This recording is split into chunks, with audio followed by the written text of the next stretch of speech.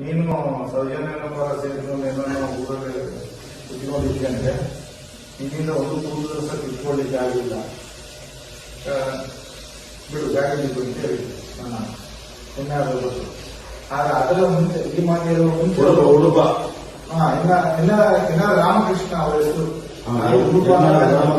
ಕೃಷ್ಣ ಉಡುಪ ಇನ್ನ ರಾಮಕೃಷ್ಣ ಉಡುಪ ರಾಮಕೃಷ್ಣ ಅವರು ನನಗೆ ಈ ಮಾತು ಹೇಳೋ ಮುಂಚೆನೆ ಹೇಳಿದ್ರು. ಅವರಿಗೆ ಸಹ ಏನೋ ಧರ್ಮಸ್ಥಳದ ಬಗ್ಗೆ ಸ್ವಲ್ಪ ಅಲ್ಪ ಇತ್ತು, ಭಯ ಇತ್ತು. ಇಷ್ಟು ಅನ್ಯಾಯ ಮಾಡಿದ್ದೇವೆ ಅನ್ನೋದೆಲ್ಲ. ಯಾಕಂದ್ರೆ ವೇಣೂರಿನಲ್ಲಿ ಬಿಟ್ಟಲ್ಲ ಸೌಜನ್ಯನ ಪಟ ಬ್ಯಾನರ್ಸ್ ಇದೆಲ್ಲ ಹಾಕಿ ಬಂದ್ರೆ ಇದಕ್ಕೆಷ್ಟಿಗೆ ಬಾಲಕೃಷ್ಣ ನಾಯಕ, ಶಂಕರ್ ಶೆಟ್ಟರು, ವಿಘ್ನೇಶ ಮತ್ತೆ ಇವರೆಲ್ಲ ಮುಂಬೈನ ವಿಶ್ವನಾಥ ಇವರೆಲ್ಲ ಸೇರ್ಕೊಂಡು ಉಂಟಲ್ಲ, ಎಲ್ಲ ಅಲ್ಲಿಗೆ ಹೋಗೋದು ಟೆಂಪೋ ಇಟ್ಕೊಂಡು. ನೀವು ಎಲ್ಲೆಲ್ಲಿ ಬ್ಯಾನರ್ ಹಾಕಿ ಬರ್ತೀರಿ ಅಲ್ಲೆಲ್ಲ ಹೋಗಿ ಬೆಂಕಿ ಕೊಡೋದು, ಕಿತ್ತಾಗೋದೆಲ್ಲ ಮಾಡ್ತಾ ಇದ್ರು. ಅಲ್ಲಿ ವೇಣೂರಲ್ಲಿ ಒಂದ್ಸಲ ಗೇಟ್ ತಿನ್ಕೊಂಡು ಬಂದು ಓಡಿಸಿಬಿಟ್ಟು ಎಲ್ಲ ಜನಗಳು ಹೋದ್ರು. ಆ ಟೈಮಲ್ಲಿ ನನ್ನನ್ನು ಕರೆದಿದ್ದಾರೆ. ಆ ಮಗನಿಗೆ ಜ್ವರ ನಾನು ಬರ್ಲಿಕ್ಕಾಗಲ್ಲ ಅಂತ ಹೇಳಿದೆ, ನನ್ನನ್ನು ಕರೆದಿದ್ದಾರೆ ಅಲ್ಲಿವರೆಗೆ. ಆದ್ರೆ ನಾನು ಒಂದು ಹೇಳುದು ನನ್ನ ಮನಸ್ಸಿಗೆ ತಿರುಗ ಮಾಡಿದ್ದೆ, ಇವ್ರು ಏನು ಮಾಡಲಿ ಏನು ಬೇಕಾದ್ರೆ ಮಾಡಲಿ.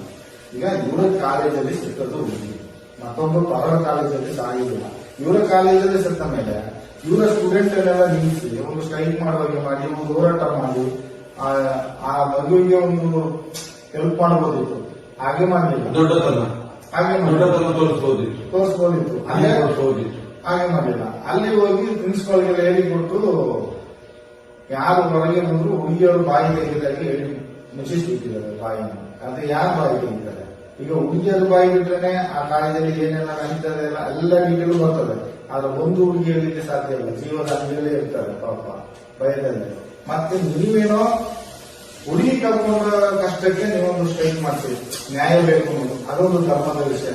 ಆದ್ರೆ ಇವರು ಪರ ಸ್ಟ್ರೈಕ್ ಮಾಡಿದ್ರು ಎಷ್ಟು ಕಾಲೇಜಲ್ಲಿ ಬಂದು ಜನ ಕೂಡಿಸಿ ಭಕ್ತರು DMC ನಮ್ಮನ್ನೆಲ್ಲ ಕರೆಸಿ ಕೆಲಸದವರೆಲ್ಲ ಅವ್ರಿಗೆ ಅಟೆಂಡೆನ್ಸ್ ಇದೆ, ಕೆಲಸ ಮಾಡಬೇಕು, ಎಲ್ಲ ನಿಮಗೆ ನಮ್ಮನ್ನೆಲ್ಲರಿಗೂ ಕರೆಸಿದ್ರು.